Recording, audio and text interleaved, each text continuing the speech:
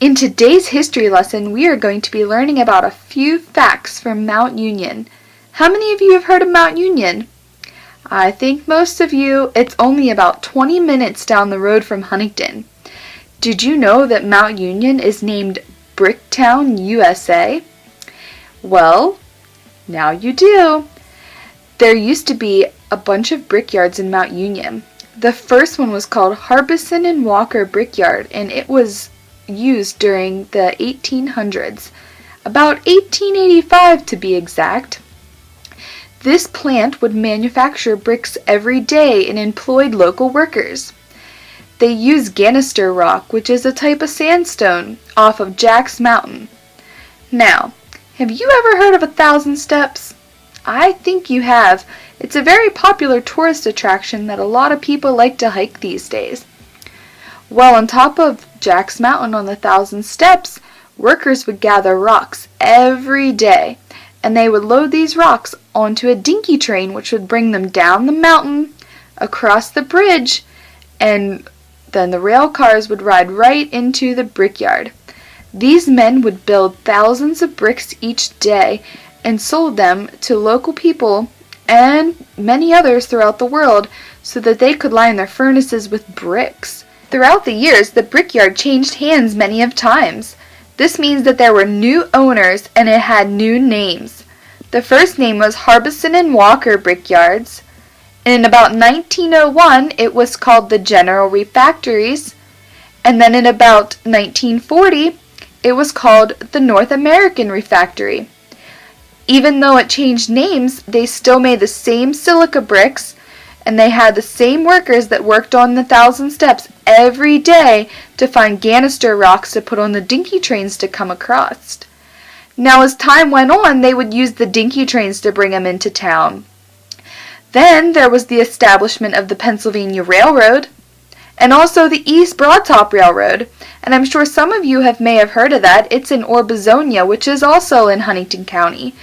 The East Broadtop would bring in their rail cars and ship the bricks to many other parts of the world. These bricks had many uses that the men made. They were shipped all over the world. The construction and maintenance of different kilns throughout the world was a very important part of the First and Second World War. And guess what? Those kilns were lined with silica bricks that were built in Mount Union, Pennsylvania.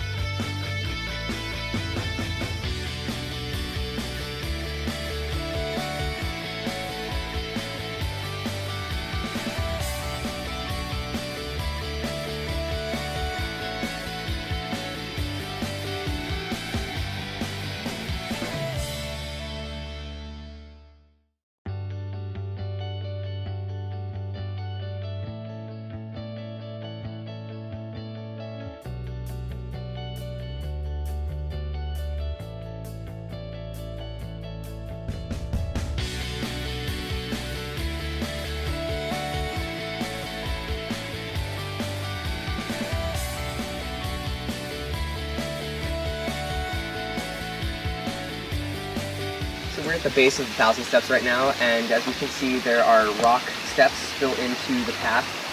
These rocks were actually, this path was built in the early 1930s by the workers who went up this mountain every day to work, and they constructed that out of rocks that were already on the mountain, so that they didn't have to bring in. There was no need to bring in other rocks, and they did that so that they wouldn't have to go back and forth along the paths with the switchbacks that the train followed. This way they had a direct path to the top. Welcome to the entrance of the 1,000 Steps.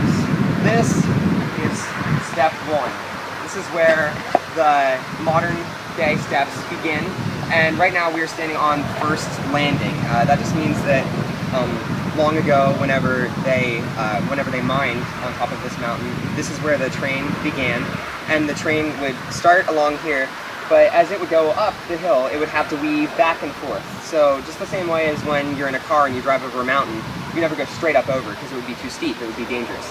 So the train would go in switchbacks, and it would be on different landings, just like this one, going back and forth up the hill.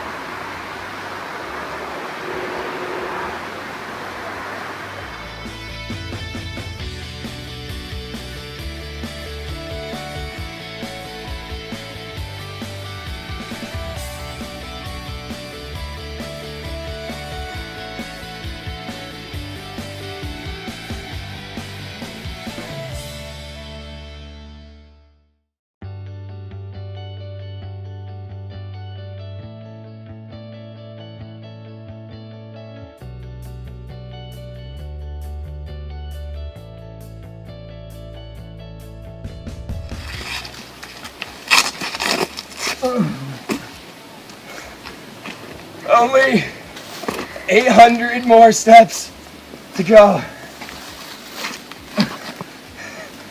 You guys have some water?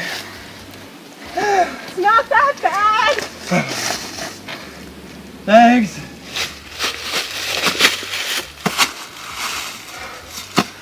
I don't know how people did this every day.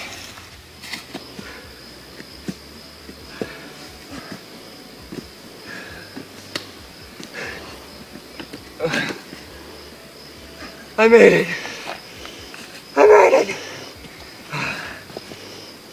And I was lied to. There are actually 1,037 steps, not 1,000. But regardless, I'm here. And I am starving. Oh my goodness. I need something. Ah, yes. Pine cones. Nature's granola bars. Oh.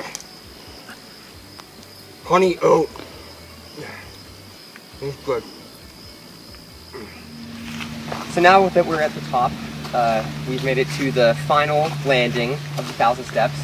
So this is where the trains would pull into at their final destination, the Dinky train, and it would arrive here at the Dinky House, it's called, just up ahead here.